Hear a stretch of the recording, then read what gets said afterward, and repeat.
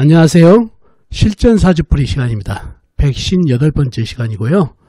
오늘은 만나는 남자마다 인연이 짧아 이별하는 여자분 사주를 가지고 실전사주풀이를 해보도록 하겠습니다. 먼저 어떤 사연인지 들어보시고 사주풀이를 해보도록 하겠습니다. 어느 날 중년 여자분께서 전화로 상담 예약을 하시고 정해진 시간에 상담을 오셨습니다. 상담 오신 주제를 여쭤보니 이렇게 말씀하십니다. 선생님, 저는 남자복이 어떤 사주인지 알고 싶어서 왔습니다. 라고 하십니다. 저는 그분 사주를 뽑고 집중해 봅니다. 그리고 사주에 나온 그대로 그분께 말씀을 드립니다. 사모님 사주에 남자가 역마살로 강하게 잡혀 있네요. 이런 경우 남자가 곁에 머물지 못하고 떠나는 형국입니다.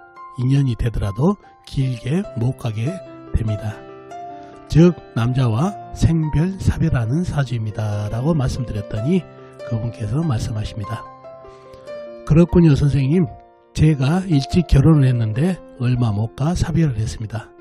그리고 재혼을 하고 살다가 또 헤어지게 되었고 얼마 전에 세 번째 인연을 가졌는데 지금 좋지 않아 위혼 2기에 있는데 그 남자가 집을 나가 연락이 안 되는 상태입니다. 그래서 제 팔자가 왜 이렇게 남자와 인연이 길게 못 가는지 이유라도 알고 싶어 상담을 왔는데 제가 남자와 인연이 너무 약한 사주인지라 그렇군요 라고 하십니다. 저는 그분께 본인 사주에 대해서 다시 말씀드리고 깊은 위로를 드리고 상담을 마친 사연입니다.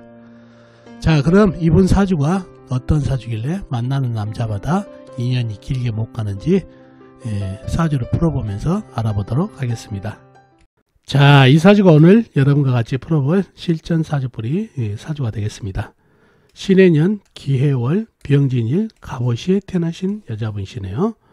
신해년생이시면 1971년생이시죠. 2020년 올해 50이 되시는 여자분이 되겠습니다. 자, 이분이 상담 오셔가지고 본인이 결혼을 했다가 사별을 하고 또 재혼을 했는데 이혼을 하고 또 세 번째 인연을 가졌는데 마저 지금 이혼 위기에 있어서 도대체 본인의 남자운이 어떤지를 상담을 오신 분 사이입니다. 자, 그러면은 질문에 답을 하기 위해서는 사주 형국을 파악해 봐야 되겠죠. 사주 형국을 파악하기 위해서 오행의 분포부터 알아보겠습니다. 먼저 일간이 내편부터 알아볼까요? 자, 일간의 내편이 세력이 강하면 사주가 강해지고 반대로 상대편 내 힘을 빼가는 오행의 세력이 강하면 사주가 약해진다는 얘기죠. 자, 일간이 병화 큰 불로 태어났네요. 불의 내편은 비겁인 같은 불이나 불을 생해주는 땔감인 나무가 내편이 되겠습니다. 자, 비겁인 불을 찾아볼까요? 불은 시지의 오와 작은 촛불이 있습니다. 그리고 다른 데는 없고 지장간에 없고요. 다음에 불을 생해주는 땔감인 나무를 찾아볼까요? 나무는 시간의 간목 큰 나무가 있네요. 그리고 다른 데는 없고 연지 해수안의 간목 큰 나무, 월지 해수안의 간목 큰 나무가 있습니다. 그리고 일지 진토지장간에 작은 나무 을목이 있고요. 자, 그러면 나와 있는 내편이라고는 오화 작은 불과 간목 큰 나무 뿐이네요. 내편의 세력이 너무 약하죠. 이러면 사주가 약해질 가능성이 있습니다. 상대편도 한번 찾아봐야 되겠죠. 뭔가요? 내 힘을 빼간 오행. 식상, 내가 생하면서 힘이 받고, 재성, 내가 극하면서 힘이 받고, 관성, 일간이 나를 극하니까 일간이 힘이 약해지는 이 세 가지가 상대편이 되겠죠. 식상은 뭔가요? 불이 생해지는 오행이니까 흙이 되겠고, 재성은 쇠, 관성은 물이 되겠습니다. 자, 식상인 흙을 찾아볼까요? 흙은 월간의 기토 작은 흙, 그 다음에 일지의 진토 큰 흙 광활한 대지가 있습니다. 그리고 다른 데는 없고 연지 해수지장간의 무토, 월지 해수지장간의 무토, 그 다음에 시지 오화안의 기토가 암장되어 있습니다. 다음에 재성인 쇠를 찾아볼까요? 쇠는 연간에 신금 작은 쇠가 있습니다. 그리고 다른 데는 없고 지장간에 없고요. 다음에 관성인 물을 찾아볼까요? 물은 연지의 해수, 월지의 해수, 큰 물, 호수같이 큰 물이 있습니다. 그리고 다른 데는 없고 진토지장간에 개수가 암장되어 있고요. 자, 그러면 상대편의 세력이 대단하죠. 기토, 진토, 작은 흙, 큰 흙, 신금, 작은 쇠, 해수에서 큰물, 호수같이 큰물, 특히 관성인 물기운이 큰물, 호수같이 큰물이 보진돼 있어서 상당히 강하게 느껴지는 사주입니다. 자, 그러면 내 편이라고는 간목과 오화뿐인데 상대편에 내 힘을 빼간 오해의 세력이 강하니까 사주가 약해진 사주가 되겠습니다. 약사주가 됐고, 이 사주의 병이 뭔가요? 그러면 바로 해수, 큰물, 호수같이 큰물이 이 사주의 병이 되겠습니다. 굉장히 위협적인 존재죠. 이 기토나 진토가 이 물을 막아주면 좋을 텐데 이 작은 흙으로는 불가하고, 이 진토는 어떤 흙인가요? 뻐르기죠. 절벅절벅한 흙이라 이 물을 막기에는 좀 역부족인 그런 형국입니다. 자, 그런 형국이네요. 그래서 이 물이 상당히 위협적으로 사주의 병이 되겠습니다. 자, 용신은 뭔가요? 간목이 되겠죠. 유일하게 목생활을 해주는 그런 형국입니다. 오화도 도움이 되지만 너무 약하죠. 간목에 비해서는.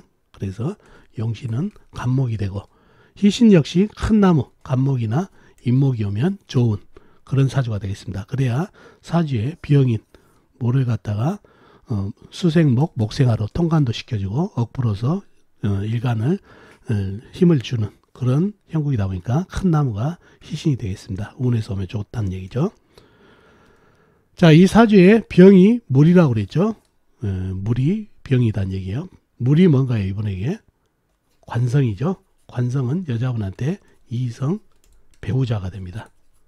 이성 배우자운이 좋은가요? 안 좋은가요? 물이 나를 죽이려는 형국이다 보니까 아주 왼수 같은 물이 됐죠. 그러니 이성 배우자운이 좋지 않은 그런 사주팔자입니다. 더군다나 관살도 혼잡돼 있죠. 해수에서 진토 안에 개수까지. 그런데 무시무시한 존재다는 얘기죠. 나를 좋게 하는 게 아니라 나를 힘들게 하는 그런 형국입니다. 이 나무가 위치를 잘못 잡았죠. 요 정도나 잡고 있었다는가 일지에 붙어 있으면 수생목, 목생화로 통관을 시켜줬을 텐데 시주에 있다 보니까 전혀 물의 행포를 막지를 못합니다. 그리고 흙들도 있지만은 흙이 단단하지 못해서 물을 막지 못하는 게 이 사주의 특징이 되겠습니다. 그래서 이렇게 물의 행포가 심한데, 그럼 이성 배우자운이 약하고 이성 배우자가 남자가 나를 힘들게 하는 형국이라는 얘기죠. 자, 근데 인연이 안 되고 자꾸 길게 못 가고 뚝뚝 떨어진다는 얘기죠. 인연이. 그게 바로 해수 이 물이 역마로 잡혀 있죠.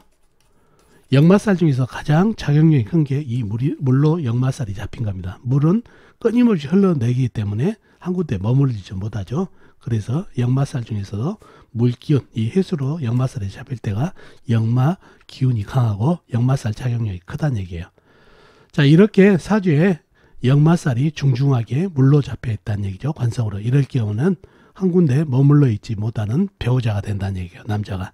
그래서 이런 경우에는 이성이 머물지 못하고 떠나가는 형국이라 생별사별하는 사주팔자가 됩니다. 그래서 사주팔자에 이렇게 물기운이 흉하게 잡혀 있는데 이렇게 역마살로 깊게 흉하게 잡혀 있을 경우는 인연이 길게 못 간다는 것도 기억해 두시면 좋겠습니다. 전형적으로 이런 사주 형태가 남자 인연이 약하고 생별사별하는 사주가 된다는 거 기억해 두시면 좋겠습니다. 그래서 다시 말씀드리면은 이 배우자인 이성 배우자인 물기운 관성이 역마로 잡혀 있고, 역마 중에 가장 작용력이 강한 물기운이 머무르지 않고 흘러가기 때문에 인연이 길게 못 가고 자꾸 떨어진다는 거 기억해 두시면 좋겠습니다. 자, 오늘은 사주 속에 이성 배우자운인 물기운이 흉하게 잡혀 있고, 또 그 흉한 물기운이 역마살로 잡혀 있어서 인연이 길게 못 가는 여자분 사주로 사주풀이를 해봤습니다. 자, 어떻습니까 여러분? 오늘 사주풀이 도움이 되셨나요? 도움이 되셨으면 좋겠습니다. 그럼 다음 시간에 뵙도록 하겠습니다. 안녕히 계세요.